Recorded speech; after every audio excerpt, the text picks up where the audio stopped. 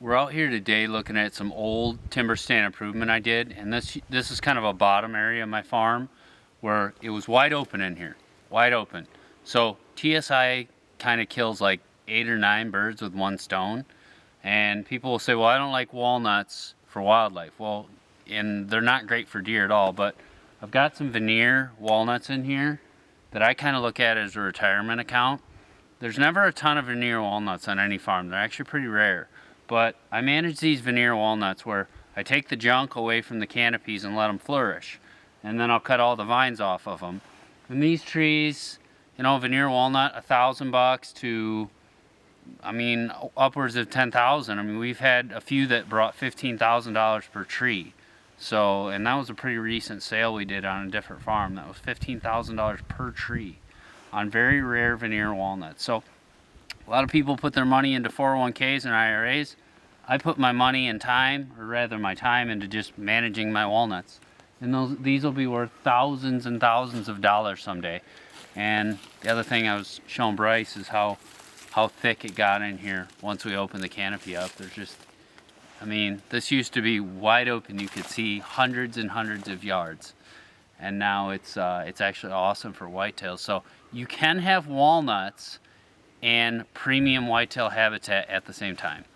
So the $15,000 trees or even the $20,000 trees are incredibly rare. It's like finding a 250-inch whitetail. They're just so rare. But here's a couple examples. Like if I let this tree get 15 years more growth on it, this tree could be worth definitely several $1,000s.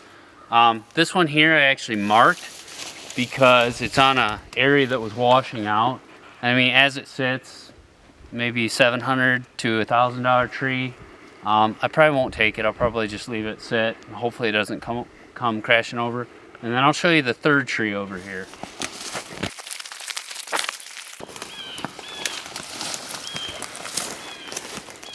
So this is the third tree. Not a limb for about 30 feet. So we can get about 3 veneer logs out of here. I want to get these to about 26 inches in diameter at breast height. At least 26 inches. And the value goes up those last 5 and 10 years substantially. So your veneer walnuts, my approach is to wait till they get at least 26 inches, maybe 27, 28. And then your value just exponentially rises at the end there. So we're going to let this go probably for 10 to 15 more years, and this will be several $1,000s in one tree. At least several thousand in a veneer tree. So again, managing for some veneer walnut trees.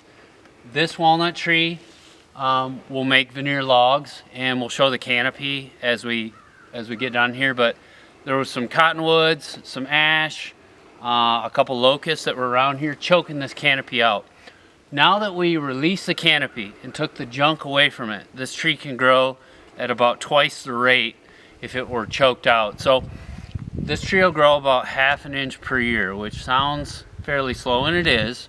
But going from a 20-inch tree to a 30-inch tree, or whatever measurement you want to put it at, but at 1/2 inch per year, clearly, you know, in a 10-year period, that'll put 5 inches of diameter on that tree, which is just astronomically blowing up the value of that tree. So if we can get this to, I mean, if we were to get this to a 30-inch tree with several logs, I mean 3 or 4 logs, I mean the value is astronomical.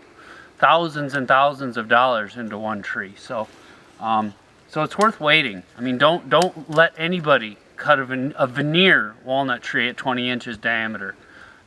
It's a green tomato. That's like shooting your best 3-year-old buck with kickers all over the place that scores 150, shooting him at 3 instead of letting him get to maturity where he could be well over 200 inches. So, you know, let these trees get to maturity. Don't touch a veneer walnut tree unless it's ideally 26, 27 inches in diameter at breast height.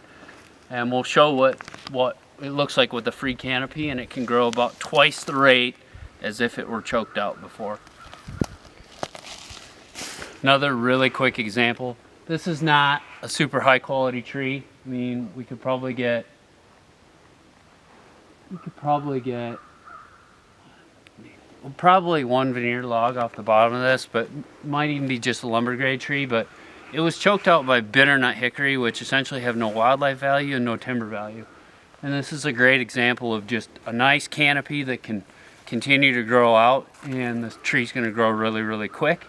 It's not actually taking up a lot of space, so a lot of other stuff, a lot of sunlight can hit the forest floor here, and it's a lot of browse, deer bedding, and I mean massive amounts of food for the deer down here. So great example of a totally freed up canopy.